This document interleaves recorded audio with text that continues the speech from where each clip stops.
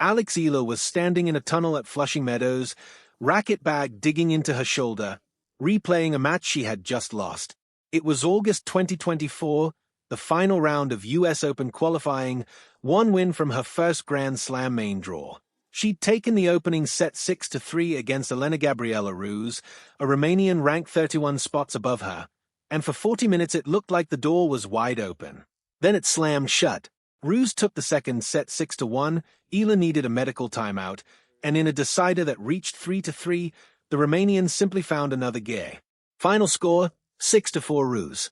Ruse walked into the main draw. Eala walked into a parking lot in Queens, trying to understand what had just happened to her. 2 years later, Eala sits 20th in the world. She's won a WTA 500 title, beaten Iga Swiatek on center court at Wimbledon, and racked up 7 wins over top 10 opponents in a single season, tying the best mark on tour. On August 15th, at the Lindner Family Tennis Center in Mason, Ohio, the 17th seed at the Cincinnati Open will walk onto the court and find herself staring across the net at the same woman who ended her US Open dream 2 summers ago. This is not the same matchup. It isn't close. But that night in New York left a mark that rankings alone can't erase, and that's exactly what makes this second-round meeting worth digging into. Start with what Ruse actually did in 2024, because it wasn't luck. She diagnosed a weakness mid-match and went after it. Eala had been dictating with her forehand, taking the ball early, driving flat winners the way hardcourts reward. She was the better player for most of an hour. But Ruse noticed the serve wasn't hurting her, solid percentage, unthreatening pace, so she stopped donating errors, stretched out the rallies, and turned a ball-striking contest into a physical one. Once Eala's forehand stopped ending points outright, she started pressing, missing, unraveling. By the third set, Ruse had all the momentum and Eala had nothing left. So has that weakness been fixed? The numbers say yes, mostly. In 2024, Eala hit 4 aces the entire season. In 2025, 23. This year, already past 50. Her service points won percentage jumped from under 48% to nearly 60%. The serve went from a liability to a genuine weapon. But it isn't bulletproof.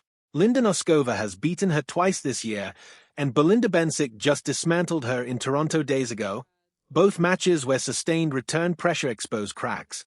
The real question is whether Ruse, in her current form, can apply that same kind of pressure. And that's where the picture shifts in Eala's favor. Ruse is 28, ranked in the low 70s, with a 22-18 record this season built almost entirely on clay and grass. She's had real moments, a third round in Melbourne, a semifinal in Lyon, a run through qualifying and into the semis at Bad Homburg where she beat a top 10 player. She is not a pushover. But her hard court record this year is a brutal 3 wins and 7 losses. First round exits in Indian Wells, Miami, and Dubai.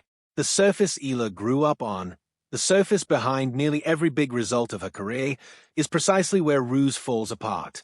Eala's hard court summer, by contrast, has been the best stretch of her career, 7 wins and 1 loss on North American courts, a title run through Washington that included victories over 5 ranked opponents in a single week, then 2 more wins in Toronto before a hard-fought 3-set loss to Bencic.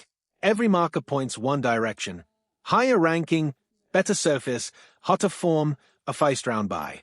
By any conventional measure, Eala should win comfortably. But tennis isn't a spreadsheet. Ruse still has tools that could cause problems.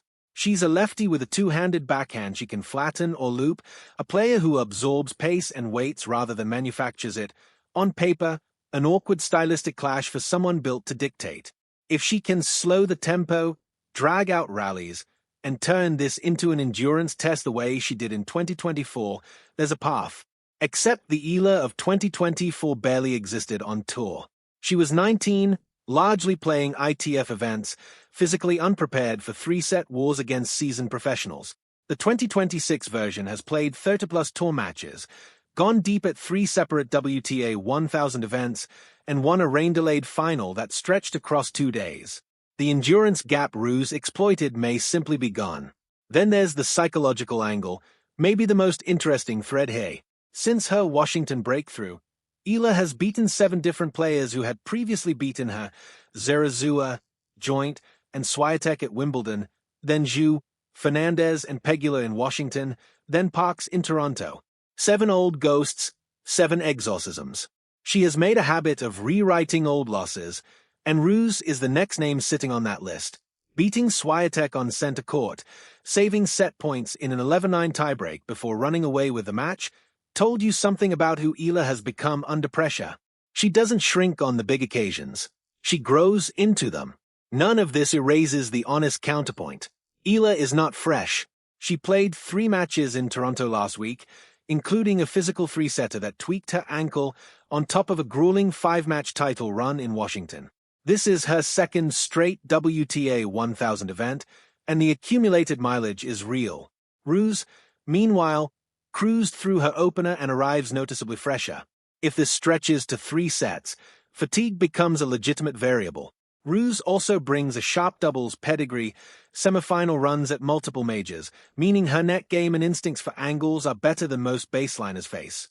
If she mixes in variety instead of trying to out-rally Eala from the back, she could disrupt the rhythm Eala depends on. Even so, probability leans heavily one way. Eala on hard courts, seeded, rested by a bye, riding a title and back-to-back deep runs, against an opponent 50 places below her on that opponent's weakest surface. She's the clear favorite, and pretending otherwise would be dishonest. What makes the match worth watching isn't the likely outcome, though. It's the symbolism. For Eala, Ruse is the last name left on a list of former conquerors, the one player who once stood between her and a Grand Slam main draw. For Ruse, a win here would be the kind of result that reshapes a quiet season and reminds everyone she's more than a doubles specialist with occasional flashes in singles. 2 years ago, Ruse was the gatekeeper who turned Eala away. This time, she's the one standing on the wrong side of the door, and the woman knocking hasn't lost to an old ghost in 12 months.